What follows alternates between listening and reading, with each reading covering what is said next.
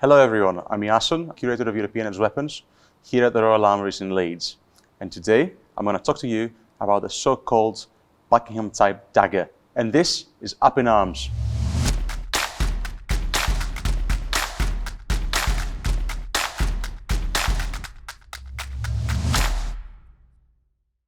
So the Buckingham-type dagger is associated somewhat with George Villiers, first Duke of Buckingham, who was, besides a statesman and a soldier, he was also a patron of the arts and a sportsman. The object, as you can find it here in the museum, is comprised of different parts.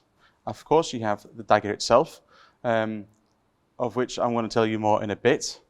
It has its sheath and a bodkin that goes with it, remaining from its original side equipment. The dagger itself is a bit shorter than 15 centimeters in length. It has a fluted boxwood, dark boxwood grip.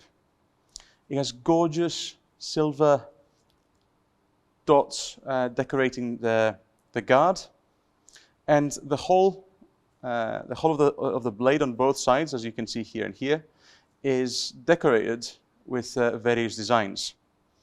It's single-edged all the way from the ricasso all the way to the tip on the one side, and the other side is serrated.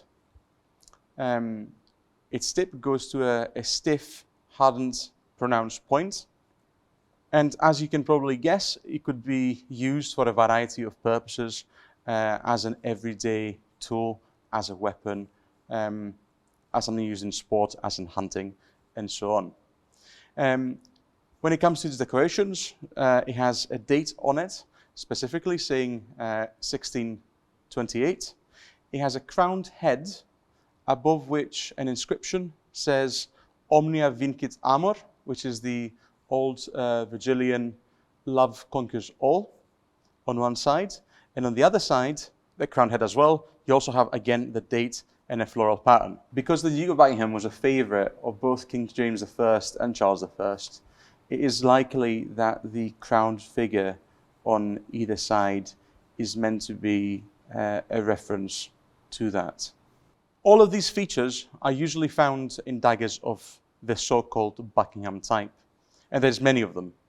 Often, you'll see them with the same crowned head on the one side, a date ranging from 1624 to 1631, and a different inscription on the one side, usually something taken from previous literature, and on the other side, usually saying, fear God, honor the king. Now, for this specific object, again, as I said, there's a sheath surviving with worked leather on either side.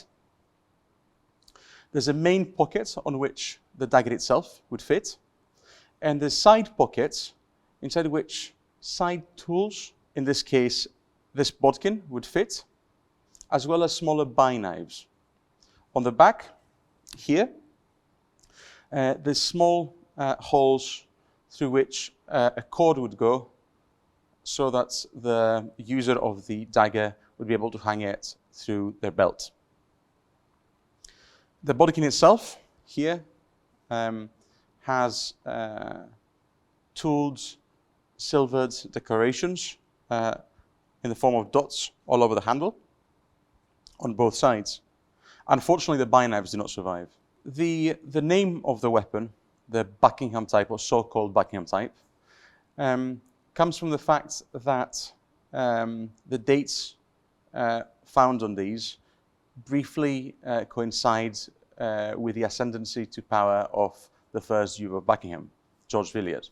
Of course, the Duke, ironically, died after he was stabbed to death in a public house by a disgruntled officer.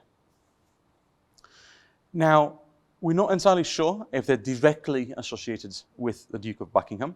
However, because, as I said earlier, the Duke was a patron of the arts, he introduced a lot of French and Italian silversmiths to his court.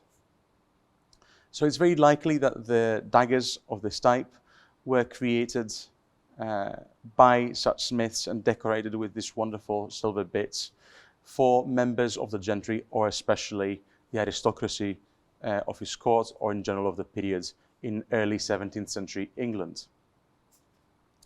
It is a multi-purpose tool that could be used if need be for self-defense. Again, the reinforced tip could perforate easily a target. It could be used in the hunt, as the serrated end was a common feature but not exclusive to hunting blades. And it could be used in the same manner that today a Swiss Army knife is used to perform a variety of tasks. Likewise, the bine knives and the bodkin could also assist with smaller tasks needed for the gentlemen of the period.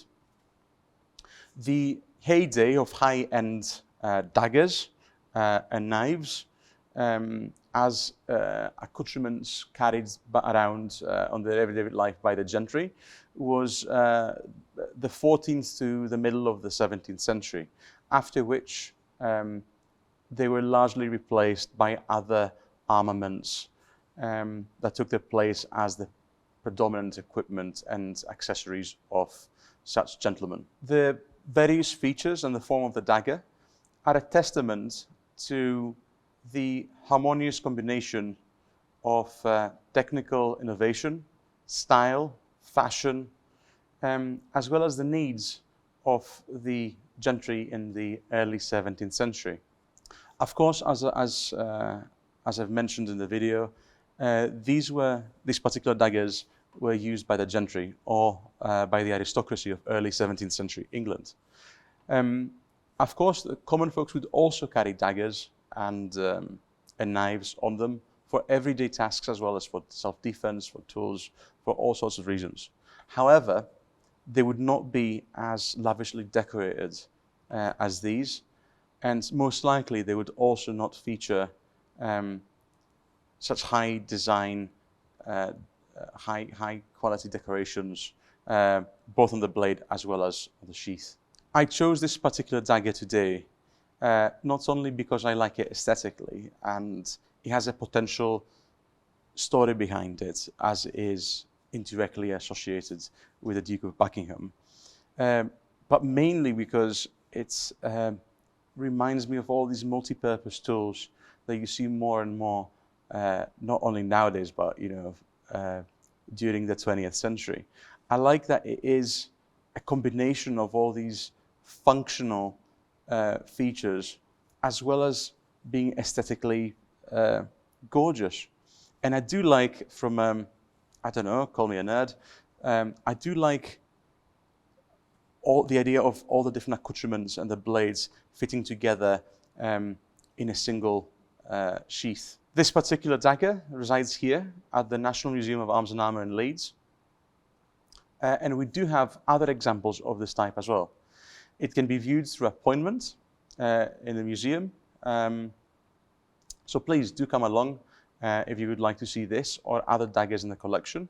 The Royal Armouries are a charity organization, so please like this video, subscribe on the social media accounts of the museum here on YouTube, on Facebook, Instagram and Twitter.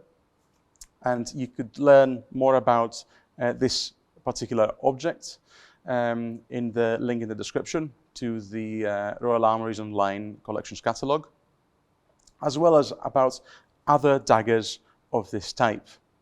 Thank you very much for watching. Have a lovely day.